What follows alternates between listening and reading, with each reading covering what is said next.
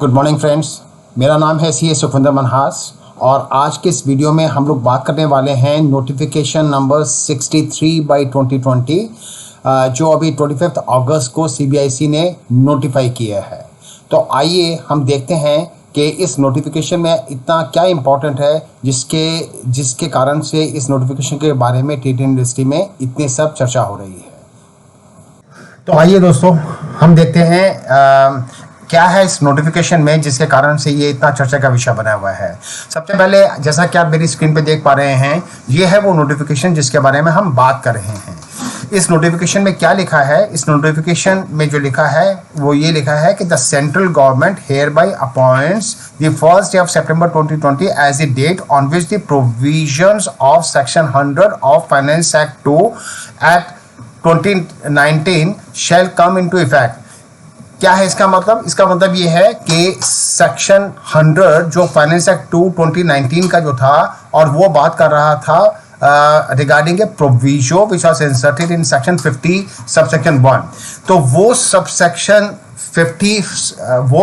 Section 50 subsection 1 की provision जो थी वो आज तक भी नोटिफाई नहीं की गई थी गवर्नमेंट ने। इस नोटिफिकेशन के द्वारा गवर्नमेंट ने उस प्रोविजन को नोटिफाई कर दिया है और ये कह दिया है कि फ्रॉम 1 सितंबर 2020 वो एप्लीकेबल हो जाएगी।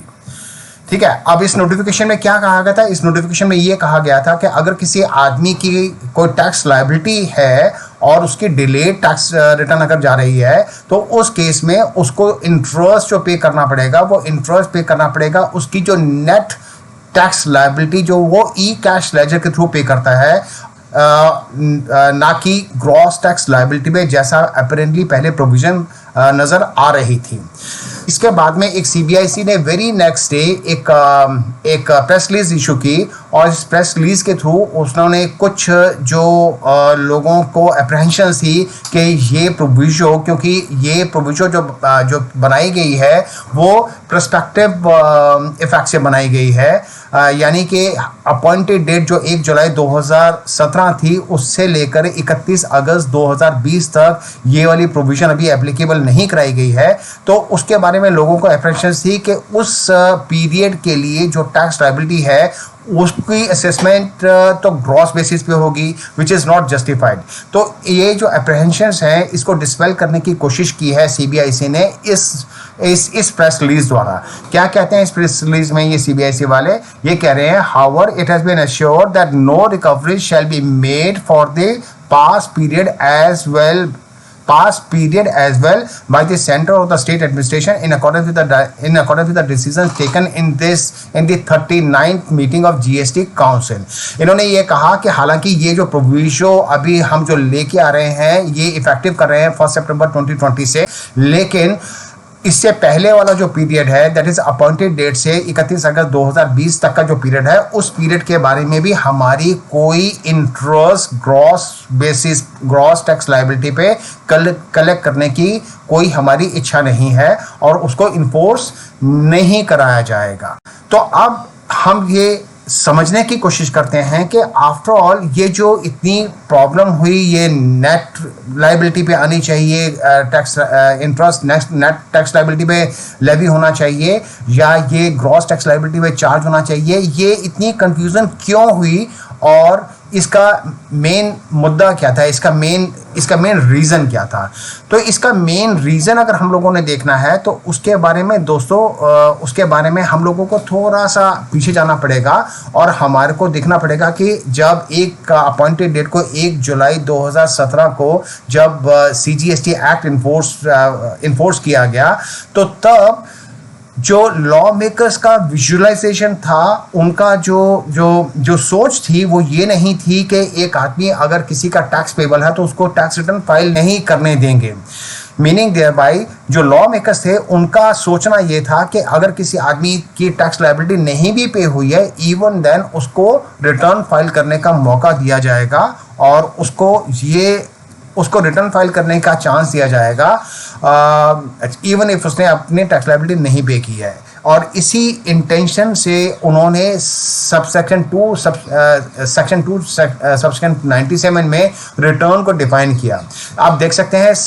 कि रिटर्न को उन्होंने वैलिड रिटर्न को अलग से डिफाइन किया और सिर्फ रिटर्न को उन्होंने अलग से डिफाइन किया। जो सिर्फ रिटर्न है उसको कैसे डिफाइन किया, उन्होंने कहा return means any return prescribed or otherwise required to be furnished by or under this act or the rules made thereunder. So that means उन्होंने कहा हम रिटर्न उसको मानेंगे जो इस एक्ट की या रूल्स के अंडर फर्निश की जानी चाहिए।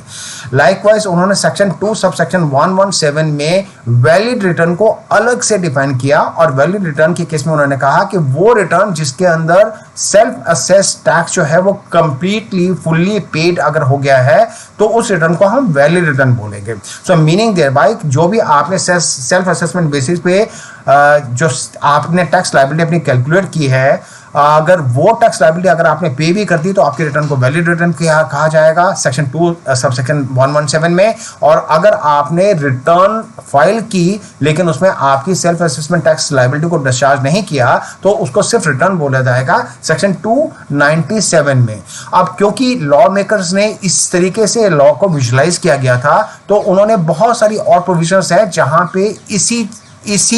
इसी पिक्चर को ध्यान में रखते हुए उन्होंने उन प्रोविजंस को भी डिजाइन किया। सो सेक्शन 73(11) की प्रोविजन भी इसी चीज को ध्यान में रखते हुए बनाई गई कि एक एसएससी को सीजीएसटी एक्ट में उसने अगर टैक्स सेल्फ असेसमेंट टैक्स नहीं भी पे किया तभी भी उसको रिटर्न फाइल करने की ऑप्शन दी जाएगी, उसके पास वो राइट होगा। इसीलिए इन्होंने सेक्शन 73(11) में ये वाली बात को कहा कि अगर के notwithstanding anything contained in subsection 6 or subsection 8, any penalty under subsection 9 shall be payable where any amount of self-assessed tax or any amount collected as tax has not been paid within the period of 30 days from the date of payment of such tax। Meaning thereby कि अगर suppose कोई assessee है उसने अपनी return तो file कर the under section 39 लेकिन उसकी कोई सेल्फ असेसमेंट टैक्स लायबिलिटी कुछ पेंडिंग पड़ी थी तो अगर वो 30 डेज के अंदर उस टैक्स लायबिलिटी को डिस्चार्ज नहीं करेगा from the date of payment, right, तो उस केस में उस आदमी के ऊपर, उस एसएससी के ऊपर सेक्शन 73(9) में जो पेनल्टी होती है जो कि होती है 10,000 रुपीज और 10% ऑफ टैक्स अमाउंट,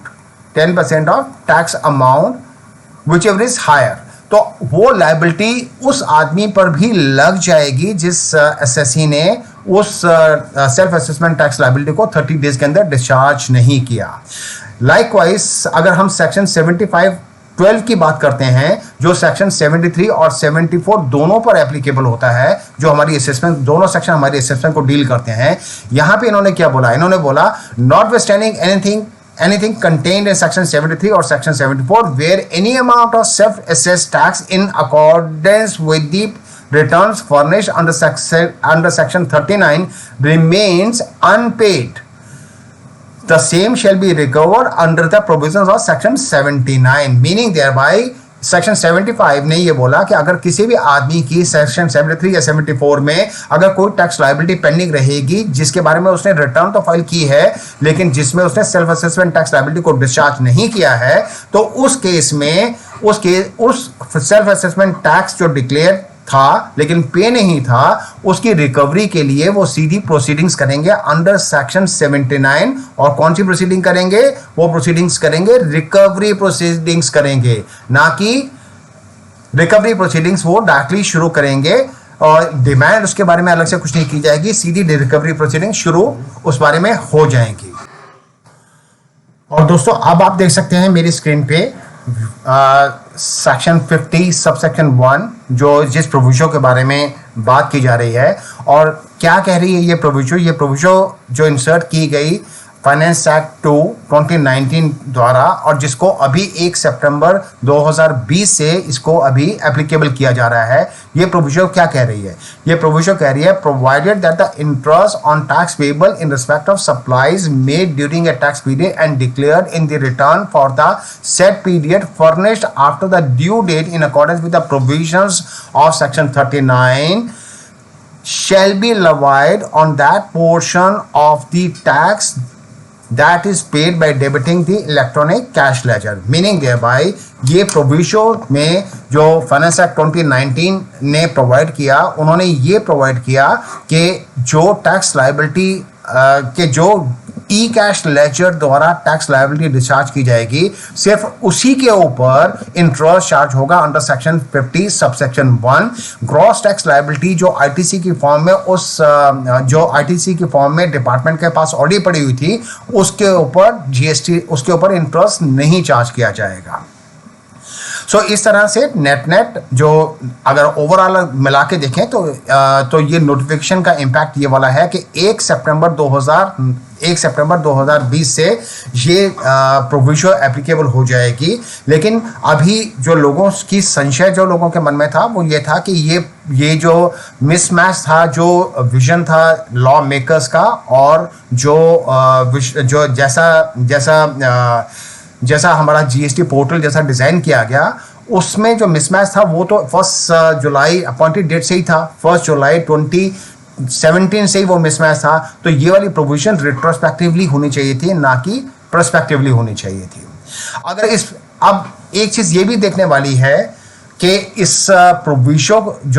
जो फाइनेंस एक्ट 2019 से लाई गई थी, और फाइनेंस एक्ट 2019 जैसा आपको पता है वो 1 जनवरी 2020 से एप्लीकेबल कर दिया गया था। तो इसको इतना लंबा टाइम क्यों लगा इस प्रोविजन को अप्लाई करने के लिए, या इसको नोटिफाई करने के लिए लॉ मेकर से इतना लंबा टाइम क्यों लगाया?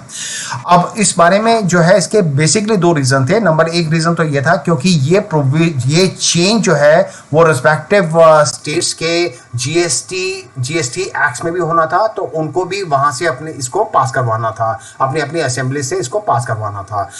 तो उसमें टाइम लगा। दूसरा रीजन जो था, शुरू से ही इस बारे में बात हो रही थी कि ये प्रोविजन जो है ये रिट्रोस्पेक्टिवली होना चाहिए, और जैसा कि जीएसटी काउंसिल 39 जीएसटी काउंसिल जो मिडिल ऑफ मार्च में हुई थी, उसमें भी ये एग्री किया गया था जीएसटी काउंसिल द्वारा कि ये प्रोविजन जो है इसको अप्लाई करवाएंगे वो 1 जुलाई 2017 से। लेकिन ऑल ऑफ ए सडन जब 63/2020 ने ये अपॉइंटेड डेट 1 सितंबर 2020 बोली, तो लोगों को थोड़ा लगा कि ये जैसा कहा गया था या जैसा प्रॉमिस किया गया था वैसा नहीं हुआ, तो लोगों को इसलिए थोड़ा सरप्राइज हुआ, जिसके कारण से सीबीआईसी को अभी कल 26 अगस्त को ये क्लैरिफिकेशन जो मैंने आपको पहले दिखाई, ये क्लैरिफिकेशन उनको ये वाली इशू करनी पड़ी, जहां उन्होंने लोगों को अश्योर किया कि आप चिंता मत कीजिए, इवन 1 जुलाई के कुछ टेक्निकल रीजंस के कारण से हम लोग ये रिट्रोस्पेक्टिवली ये वाला चेंज नहीं कर पा रहे हैं। और वो बहुत अंडरस्टैंडेबल भी है दोस्तों, क्योंकि जो अमेंडमेंट जो प्रपोज हुई थी, जो पार्लियामेंट ने पास की, वो अमेंडमेंट प्रपोज की हुई थी from the date of notification only, क्योंकि उसमें कोई भी रिट्रोस्पेक्टिवली इस प्रोविजन को अप्लाई करने की बात नहीं कही गई थी। तो इसलिए सेंट्रल गवर्नमेंट लेजिटिमेटली ये कर ही नहीं सकती थी कि वो इसको रिट्रोस्पेक्टिवली इस प्रोविजन को अभी अप्लाई करवा पाती। सो व्हाट आई फोरसे इज कि अभी आने वाले टाइम में एक और अमेंडमेंट की जाएगी, जिससे इस पर्टिकुलर चेंज को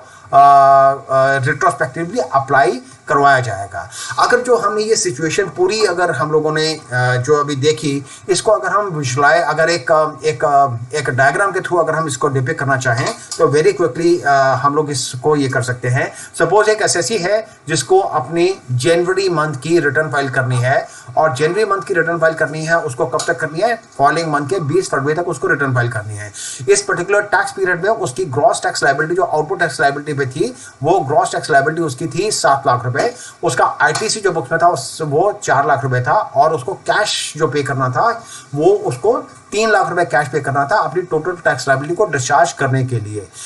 अब रिटर्न फाइल पेंडिंग पेमेंट। अब अगर सपोज ये जैसा लॉ मेकर्स ने जैसा विजुलाइज किया था कि अगर ये रिटर्न फाइल करने का मौका दिया होता, तो उसको जो टैक्स जो लगना था वो सिर्फ 3 लाख रुपए पे लगना था, जो उसका बैलेंस टैक्स लायबिलिटी थी उसके ऊपर ही उसको टैक्स लगना था। लेकिन क्योंकि हमारा जो जीएसटी पोर्टल है वो ऐसा ट्यून्ड ही नहीं है, डिजाइंड ही नहीं है कि वो डिजाइन ही नहीं है कि वो बिना सेल्फ असेस टैक्स को पे किए रिटर्न को फाइल करवा सकता है। तो इस कारण से अब इस आदमी को इस सिचुएशन में जब वो रिटर्न फाइल करेगा तो उसको 7 लाख रुपए पे इंटरेस्ट पे करना पड़ रहा है। तो इसी चीज को लेकर के जो अमेंडमेंट जो फाइनेंस एक्ट 2019 ने जो अमेंडमेंट की सेक्शन 50 में जो प्रोविजन ऐड किया, वो इसी इशू को रिजॉल्व करने के लिए उन्होंने किया था। अभी ये जो नोटिफिकेशन 63/2020 से अभी इन्होंने ये जो प्रोविजन जो सेक्शन 50 में ऐड की थी, सेक्शन 50 सबसेक्शन 1 में ऐड की थी, उसके लिए उन्होंने डेट नोटिफाई कर दी। और जो 26 अगस्त 2020 को जो ये CBIC ने क्लैरिफिकेशन दिया है, उसमें उन्होंने ये कहा है कि ये अगर आपकी कोई ऐसी टैक्स लायबिलिटी है जो 1 सितंबर 2020 से पहले है, तो उस केस में भी इस तरह की जो ग्रॉस टैक्स लायबिलिटी पे इंटरेस्ट चार्ज करने की जो प्रोविजन है, इसको अप्लाई नहीं किया जाएगा। Thank you so much, friends. I hope you will find this video useful and stay tuned for more videos in the time to come. Thank you so much.